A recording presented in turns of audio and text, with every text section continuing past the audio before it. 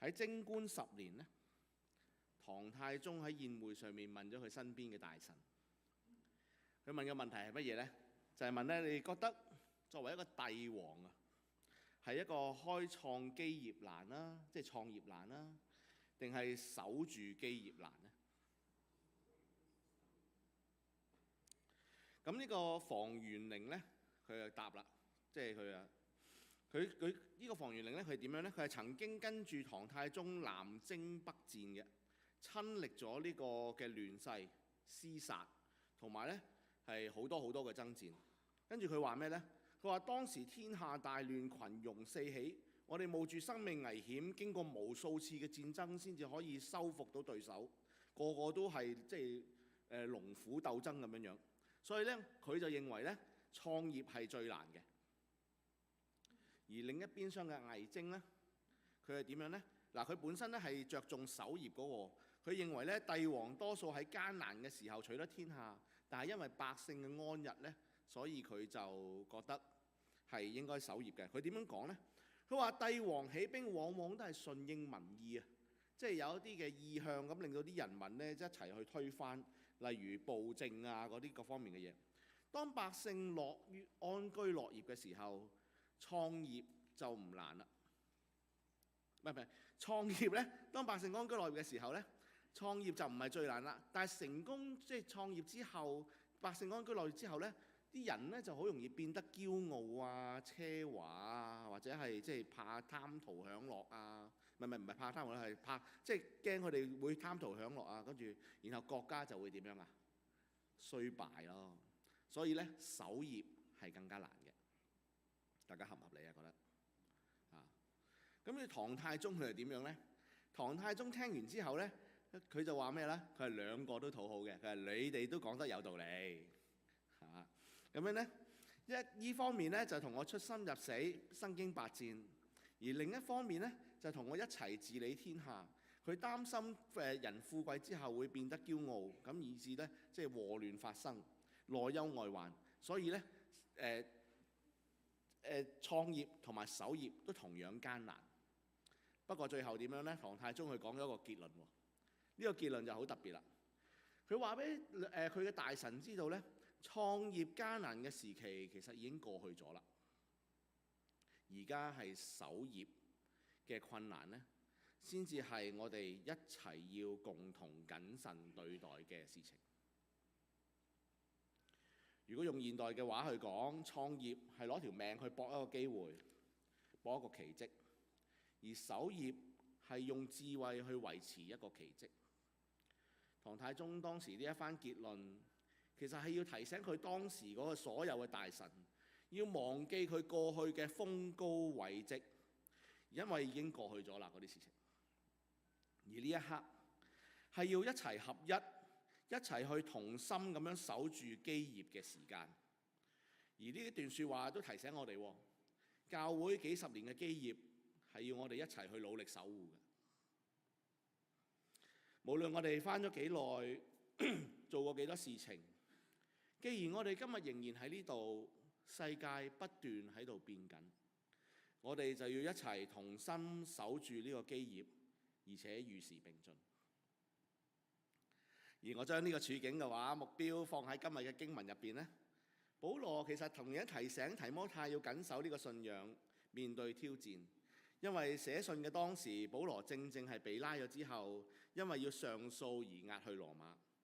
但係隨住羅馬當時嘅帝王尼祿，因為個人理由而開始迫害基督徒，所以咧當時保羅上訴嘅時間呢，可以話係時不與佢。本來打算上訴，但係結果係點樣呢？結果現實話俾佢知道，其實係大限將臨，因為當時尼祿定義要逼迫基督徒，所以處境有啲唔同。所以當保羅寫提摩太後書，呢封可以話係寫俾提摩太嘅一封私人書信。雖然作者係保羅，而收信嗰個人呢都係提摩太，而且呢都係公開咗。不過呢，即係提摩太前後書嘅背景呢，其實係好大分別嘅。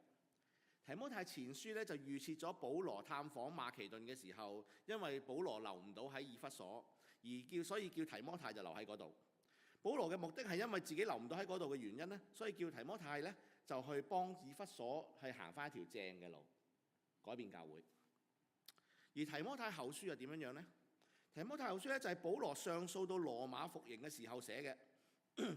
當時保羅已經唔再期望自己咧可以喺羅馬嘅審訊入邊全身而退，所以當佢寫提摩太後書嘅時候咧，其實已經係為咗鼓勵當時面對緊迫害嘅提摩太，要好好守住自己，好好守住弟兄姊妹，最後係好好守護住教會。而寫呢封信嘅時候，提摩太又喺邊呢？喺提摩太後書4章12節嗰度，保羅提到佢自己咧差呢個推基古去到以弗所，但係就冇提過推基古咧要同提摩太見面喎。咁所以咧好多聖經學家咧都認為提摩太其實當時咧就已經離開咗以弗所噶啦嚇，而且實際地點咧就冇辦法知道，因為當時迫害緊啊嘛，係嘛？即係所以佢即係可能匿埋喺異國啊，或者係佢要即係逃避啲官兵，所以咧冇辦法知道，只能夠推斷咧佢唔喺以弗所嘅啫。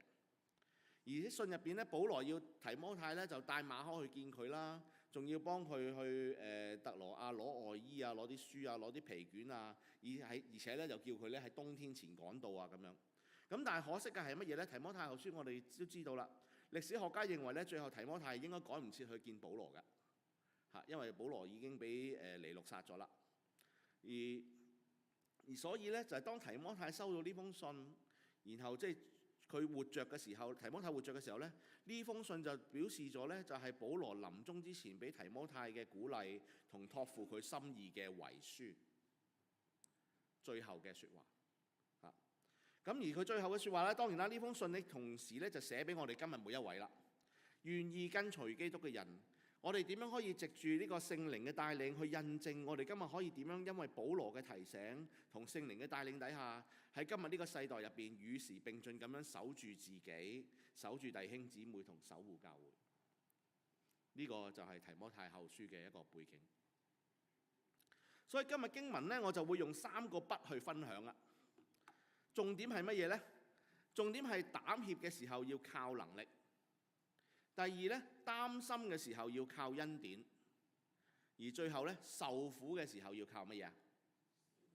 係啦。咁首先咧就第6至到8節，大家聽我讀啦。呢個掣好撳好多啊，果然。聖經咁樣講，為此我提醒你，使你將神藉我按手所給你嘅恩賜再如火挑旺起來，因為神賜給我們不是膽怯的心，乃是剛強、仁愛、堅守嘅心。你不要以給我們作主見證為恥，也不要以我這為主被囚的為恥，總要按神的能力與我為福音同受苦難。嗱，保羅提醒提摩太要將佢自己嘅恩賜再如火挑旺起來。嗱，如果講火要挑旺嘅話呢，係咪代表提摩太當時嗰團火係咪已經熄咗呢？大家有冇咁嘅直覺啊？嗱，咁其實就唔係嘅，因為點解呢？因為剛才亦都提到咧，羅馬君王尼祿咧，因為私人嘅理由要迫害基督徒，所以咧當時嘅信徒咧，特別係外邦人嘅基督徒咧，喺嗰一刻入邊啊，喺佢人生入邊咧，可以話係第一次面臨住生命同信仰嘅選擇。呢個生命同信仰嘅選擇係乜嘢呢？就係信耶穌可以得永生，而代價就係咩呢？就係俾世界嘅當權者抄家。抄家喎，唔係自己殺自己喎，即係唔係淨係自己受害喎，係全家喎。當時係一個好困難嘅處境嚟嘅，俾你我哋會點揀呢？所以保羅知道年輕嘅提摩太將要面對嘅日子會比以前更加困難，所以就鼓勵佢要靠上帝賜俾佢同埋俾我哋嘅剛強、仁愛同埋堅守嘅心去面對呢一次嘅苦難。嗱，以剛強、仁愛、堅守嘅心去進入呢個困難嘅處境入邊咧，其實大家有冇試過啊？我咁講好似好空泛啊！大家有冇試過啊？我覺得大家咧應該搬過屋嘅，有冇人未搬過屋㗎？冇啊，係咪？即係大家都搬過屋嘅。呢啲句子唔會錯嘅，真係。無論咧我哋係由屋搬上樓，因為咧人人即係人數增加而搬屋啦，係咪？或者咧因為移居而要搬屋，好多時咧搬屋都俾我哋一個好沉重嘅心理同埋經濟上面嘅壓力嘅，大家認唔認同啊？好明顯啦，係咪？咁好多時咧搬屋咧就因為我哋點解經濟上咧？因為我哋要預備資金去搬啦，又要去喺新屋嗰度可能要裝修啦、整少少嘢啦咁樣。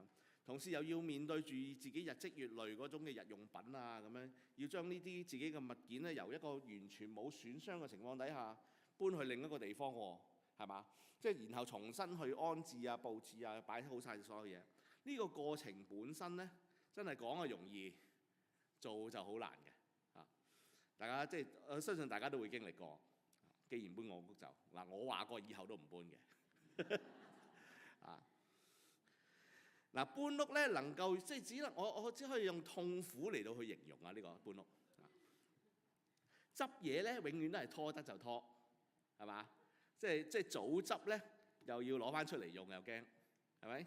遲執嘅話咧又驚趕唔切，搬屋嗰日。最後咧，通常咧就係兩公婆，夫妻之間啦，我唔講兄弟啊，夫妻之間咧彼此強烈咁樣互相勉勵底下咧，先至能夠可以去剛強壯膽嘅心咧去開始嘅。開始搬開始執嘢就係咁啦。咁執嘢嗰陣時又點樣咧？面對每一件物件嘅時候，我哋都用仁愛嘅心去決定呢一啲嘢，要點樣，要唔要？喺斷捨離嘅過程入邊，我哋會經歷一個愛嘅體驗，然後問自己：我愛呢啲比呢啲咁甚嗎？呢個係好痛苦嘅。我試過我有一部遊戲機，我掉咗，我到而家都後悔緊啊！我太太我就好清楚啦。唔好講話遊戲機啦，就算係衫，每一件你都會諗起一段嘅回憶。呢件係我幾時着過㗎，我好緊張㗎咁樣。但係你仲有成堆衫喺度喎，你真係要呢件咁。屋企啲電線啊，去到新屋或者會用㗎，跟住我成箱舊電線仲喺屋企。搬屋就係咁樣。當我哋喺呢個過程入邊做好唔同嘅決定之後，我哋仲有一個好緊守嘅心去將佢包裝好，驚佢爛。然後咧好謹慎咁樣裝入箱，守護住每一件物品嘅安全。而當所有嘢執拾包裝好，成功過咗一關之後，另一個痛苦又開始啦。因為當你搬咗屋之後要拆箱嗰陣時，你就會明白點解夫妻之間要再一次彼此要如火挑旺自己，去面對拆箱嘅新挑戰。如火挑旺。所以聖經講得冇錯㗎，兩個人總比一個人好，因為一個人咧或者會得過且過，反而咧兩個人咧就可以彼此挑旺、彼此提醒同埋彼此扶持。我向好嘅方面講啊嚇。保羅要挑旺提摩太嘅，其實係要好好面對社會環境上面嗰個轉變，唔好因為膽怯，唔好因為外在嘅困難為主作見證為恥，亦都唔好因為保羅為主被囚為恥，以剛強仁愛緊守嘅心，按上帝嘅能力接受因為福音而受苦嘅呢個事實。而經文亦都係繼續解釋為主受苦同上帝嘅能力嘅關係。總括嚟講，其實就係要放膽守住自己。放膽守住自己，唔好擔心生命，因為上帝總有佢嘅恩典。聖經點樣講呢？保羅去提醒提摩太，佢話神救咗我哋，以聖召召我哋，唔按我哋嘅行為，乃係按佢嘅旨意同恩典。呢個恩典係萬古之先在基督耶穌裏賜俾我哋嘅。但係如今藉住我們救主耶穌基督嘅顯現，先至表明出來，佢已經把死廢去，藉住福音將不能壞嘅生命彰顯出嚟。我唔知大家認唔認同，一個剛強壯膽嘅背後呢，總係因為有一個支撐點嘅。特別喺今日嘅世代，我哋都好講求速度，我哋都希望自己以最少嘅付出，但係要最舒適嘅生活。我哋都為主，我哋為住生活忙啦，子女忙啦。特別係今時今日啦，我哋為咗生活，我哋都學會戴上咗一啲嘅無堅不摧嘅面具。我哋都識得去吞下委屈，然後收起眼淚，為咗係為咩啊？為生活，我哋可以忍，係嘛？咁樣等自己呢，凡事上面呢，喺社會上面呢，都表現得剛強。不過當我哋呢返到去屋企嘅時候，你嘅心情思緒呢，其實呢就好似放低咗一啲嘢咁樣樣。去返到你自己熟悉嘅空間同環境，而喺梳化上面，當你坐低嘅時候，同你一齊住嘅父親或者係家人，可能喺度睇緊電視。點解我會話父親呢？通常呢啲情景係母親㗎嘛，係嘛？點解我話父親？因為父親節就嚟啦嘛。咁我真係講下父親啦，當然係咪？大家識做啦。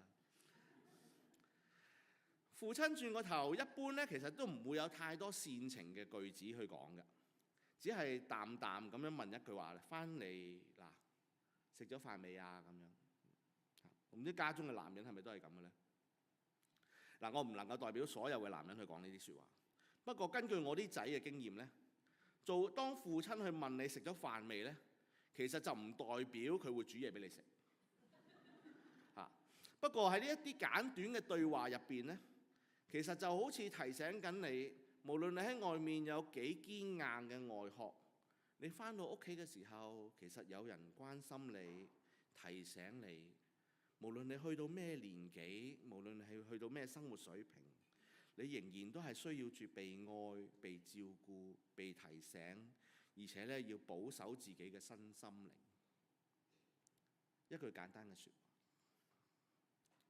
好多時我哋亦都會同樣預表上帝嘅愛，就好似父親嘅愛一樣，向來都係安靜嘅。大部分嘅父親都唔會好似母親咁樣千叮萬囑，怕你有事，驚你餓親，煮定俾你。父親總係沉沉默默咁樣用行動撐起成頭家。佢係嗰個呢，當你遇到挫折嘅時候，可能只係會輕輕拍你一句膊頭，就話冇事啦，我喺度，我同你一齊。或者呢，會默默咁樣去幫你檢查你架車，收你屋企花園，等你返到嚟有一個安歇舒適嘅地方生活。呢個係咪上帝俾我哋今日嘅環境？君子之交雖然淡如水，但係父愛同時間亦都冇華麗嘅措辭，不過就好似一座山咁樣沉穩紮實。保羅對提摩太常以師徒同埋父子相稱。保羅知道自己日子唔多啦，而基督徒喺世上越嚟越艱難。當保羅臨終嘅時候，見到提摩太將要面對世界嘅陷害，又要同生命去守住上帝嘅道嘅時候呢，佢要叮囑提摩太要記緊要背靠基督同聖靈。呢個背靠嘅關係係上帝嘅心意同埋恩典。無論提摩太將要面對啲咩試煉，將要面對嘅嘢有幾困難都好，或者佢自己有幾膽怯。但係保羅要提醒提摩太嘅就係基督耶穌已經將死廢去，已經冇後顧之憂。世界就算再艱難，下下都要攞你命。不過你唔使驚，你唔使擔心，因為你嘅信係會救你脫離兇惡，你一定有家可歸。而一個家庭最珍惜嘅地方，就係擁有呢種無條件嘅包容力。世界總係催住我哋不斷嘅要成功，要求我哋完美。外面嘅每一個都睇我哋嘅行為飛得高唔高，做得好唔好。不過只有上帝基督耶穌，佢用佢嘅慈繩愛索去拉住我哋，睇住我哋疲倦嘅眼睛，心痛你飛得攰唔攰？你嘅勞苦功效係唔會徒然嘅，而你唔會徒然係因為耶穌佢用佢嘅被釘嘅手喺我哋嘅心底入邊鋪咗一層好厚嘅愛啊！呢個愛俾我哋知道，無論我哋外面嘅風雨有幾大，只要你願意翻到嚟上帝寬厚嘅家，即係教會，佢喺地上嘅身體，即係我哋呢個愛證浸信會，藉住崇拜、團契、祈禱，將你進入上帝嘅安息入邊。上帝嘅愛就會永遠喺度等你去經歷。當你願意安靜去尋求上帝嘅時候，你就會尋見。正正就係因為咁，我哋藉住上帝話語重新得力，而得力之後，我哋繼續去面對生活上面嘅挑戰，繼續傳福音，將我哋喺基督裏面不能壞嘅生命彰顯出嚟。彰顯出嚟嘅時候，靠住基督所差遣嘅保護我哋嘅聖靈，保護我哋嘅聖靈呢，就為咗上帝嘅使命，我哋願意去受苦，去打呢個美好嘅仗。一齊守護住耶穌基督嘅使命，喺在世嘅時候所地上建立嘅基業，即係我哋今日嘅教會。我哋裝備去侍奉主，我哋守住基督地上面嘅國，讓佢嘅旨意行在地上，如同行在天上一樣。藉住聖靈帶領我哋進入去到社會，領人歸主。各位，你今日能唔能夠忘記背後，努力面前？你夠唔夠膽靠住聖靈，再一次為上帝去受苦呢？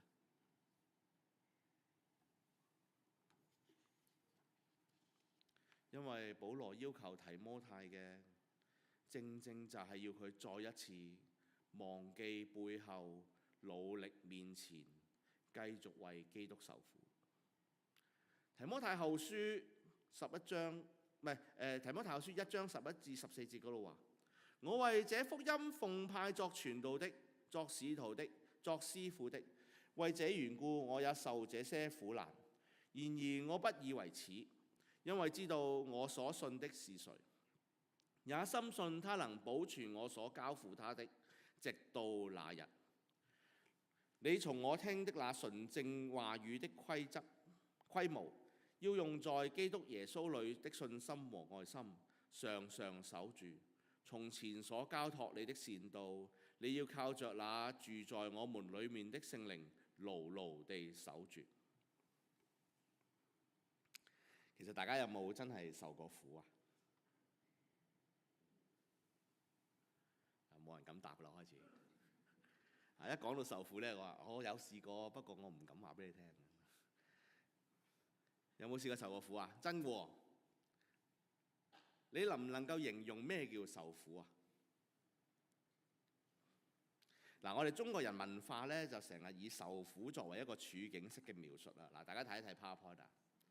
嗱，咁形容生活艱辛或者處境痛苦呢，我哋會講咩啊？含辛茹苦啦，千辛萬苦啦，備嘗辛苦啦，呢個我少用啲嚇。跟住孤苦伶仃啦，係嘛？大家都應該熟悉啊。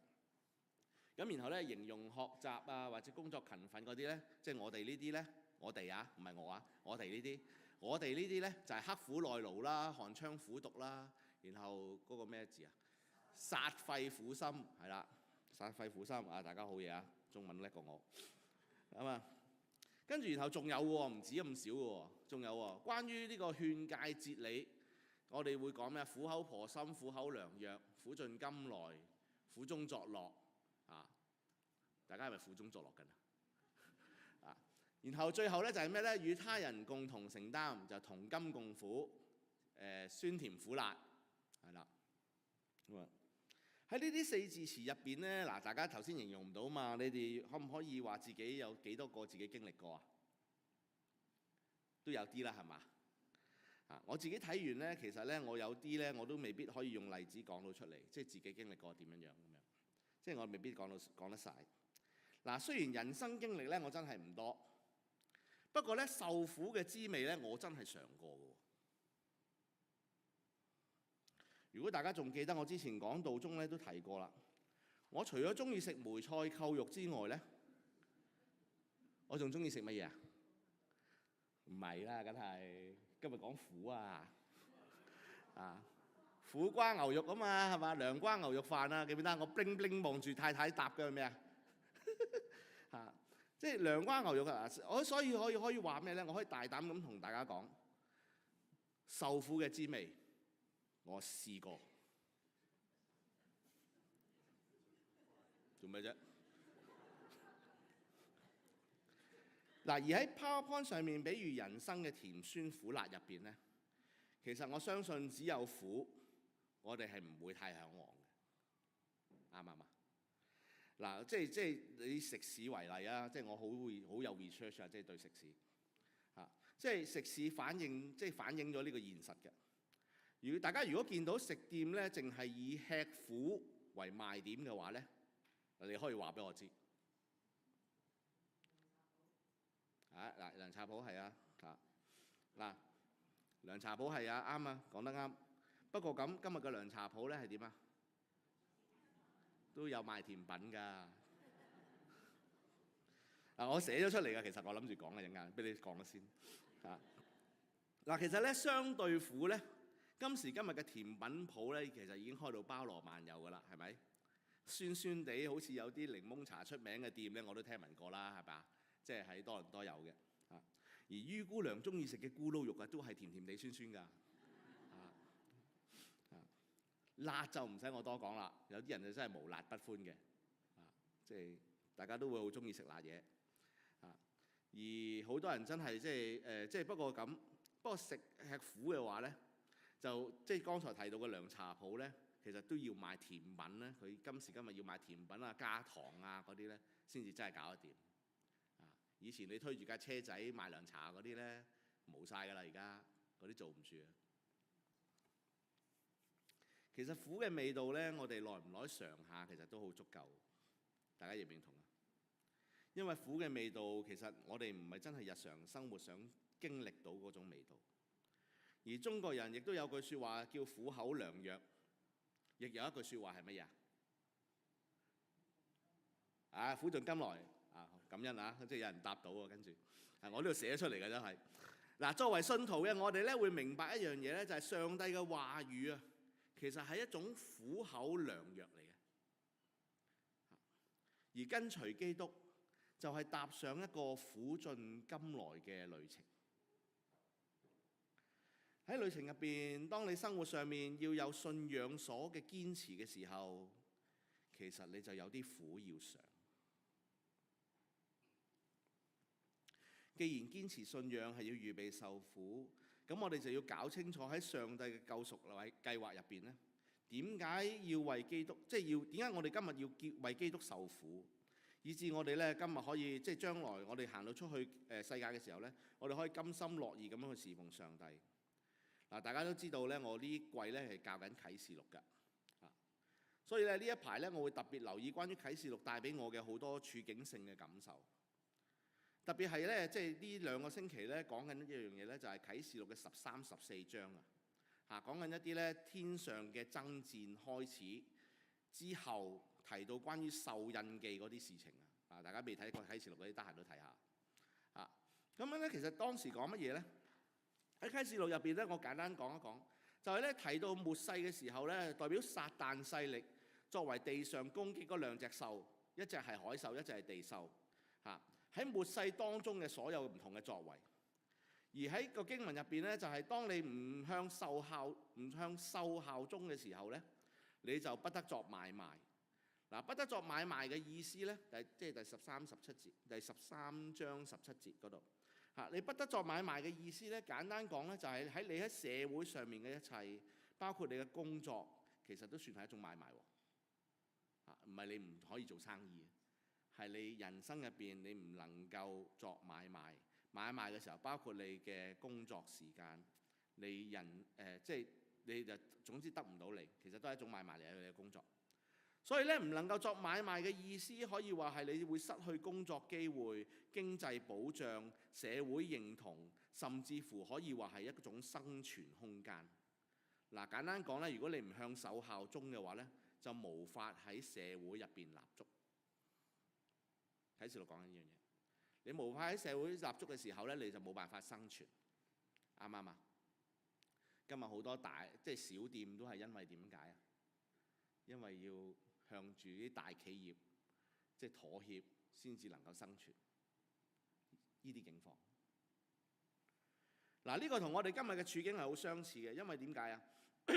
因為受最直接嘅攻擊，其實唔一定係打仗，唔係一定要用詭計去誘惑你離開上帝，唔係一定喺外在嘅病痛入邊去要你經歷痛苦，而係可以藉住商業嘅買賣、生活、經濟等，你因為飯碗、收入、前途、醫藥、下一代，而向社會慢慢嘅讓步，慢慢嘅向世界妥協，直到你因為生活而放棄上帝為止。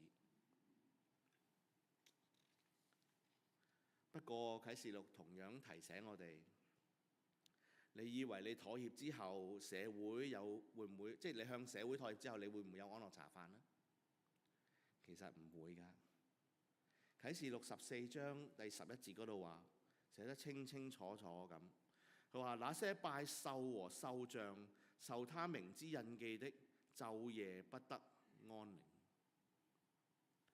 即係話，今日就算你按住社會嘅要求去走，放棄信仰嘅堅持，你仍然都係晝夜不得安寧。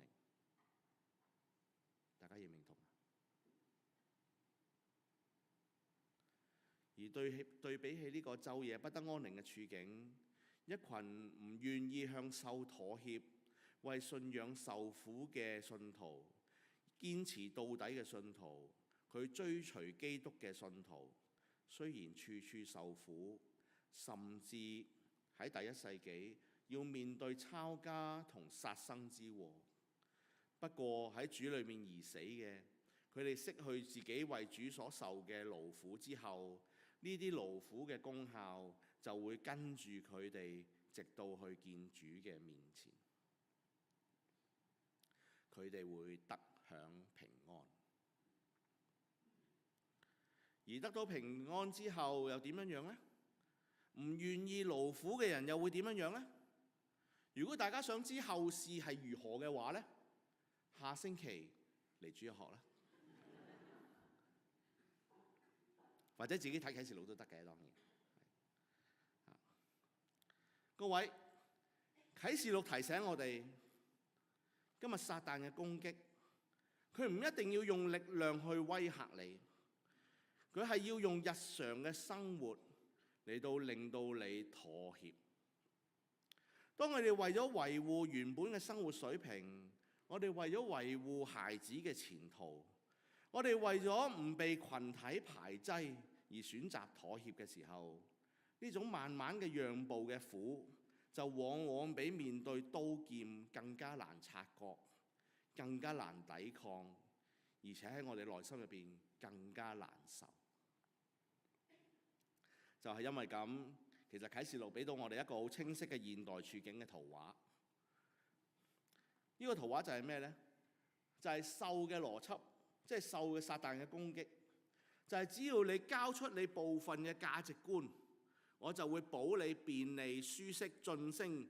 結果你係會點呢？結果你係會外在豐盛，但係內在就晝夜不得安寧。你會焦慮，你會恐懼，甚至面對上帝話語嘅時候，你良知上會不安。而上帝又點樣呢？上帝嘅應許話俾你聽係乜嘢呢？就係話，就算你處處受苦，物質上面被剝奪，甚至肉體上面失敗，但係你作工受苦嘅果效，亦都會隨住你哋一直到去見主面。呢種係一種超越咗體制，能夠帶進永恆嘅一個平安。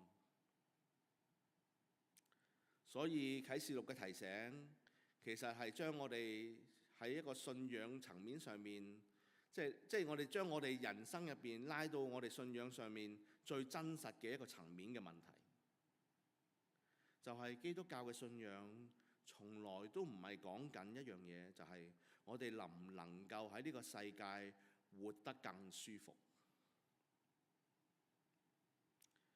反而係當要堅持忠於基督而需要付上代價嘅時候，你會點樣揀？你到底效忠邊一個？而提摩太後書，保羅要提醒提摩太所堅守嘅，就係認清自己所信嘅係邊個。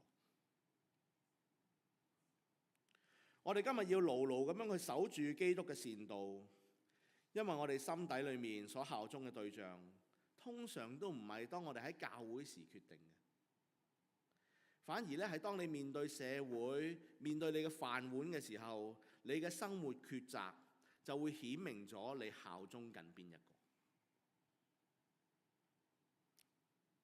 嗱，講到呢度，大家係咪受緊苦呢？我寫完呢段呢，我自己都覺得好似要逼緊大家埋牆角咁樣樣。嗱，其實真嘅，我自己都有咁嘅感覺。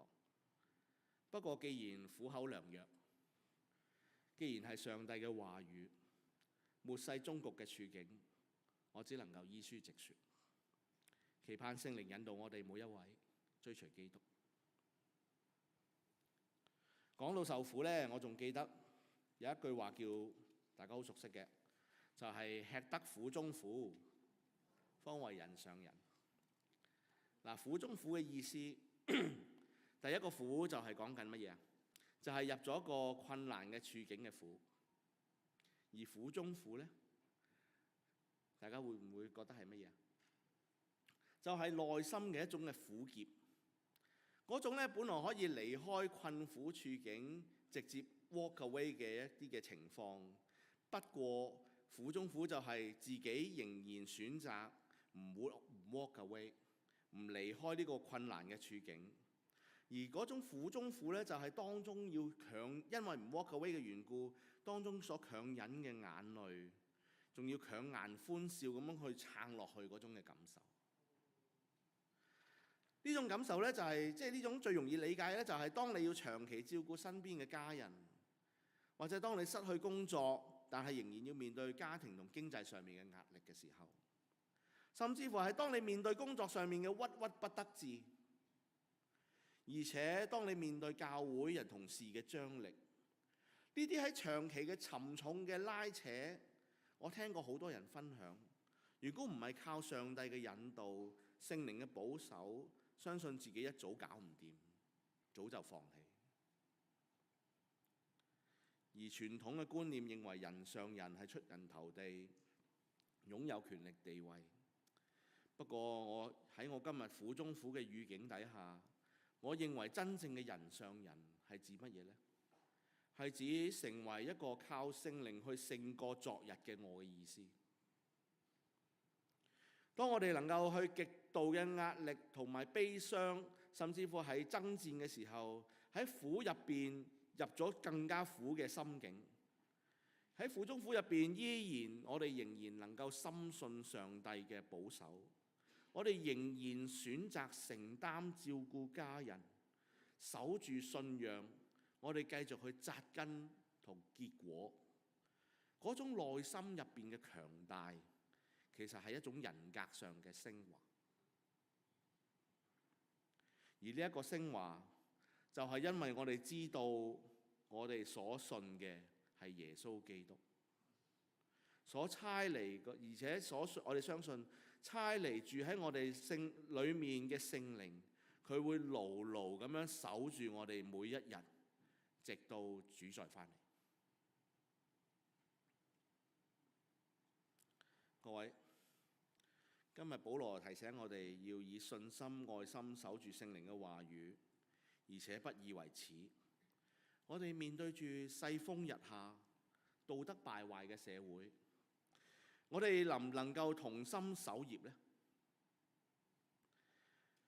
我相信上帝會保守我哋每一個，同時亦會保守住我哋互為肢體嘅教會。正如當時以弗所教會，上帝藉住保羅喺大迫害之前差提摩太重整以弗所教會一樣，我哋今日都要藉住保羅嘅教導，再次如火挑旺自己，去成為一間願意為上帝受苦嘅教會。願上帝教導我哋數算自己嘅日子，讓我哋能夠有智慧嘅心去面對我哋嘅每一日。我哋一齊祈禱。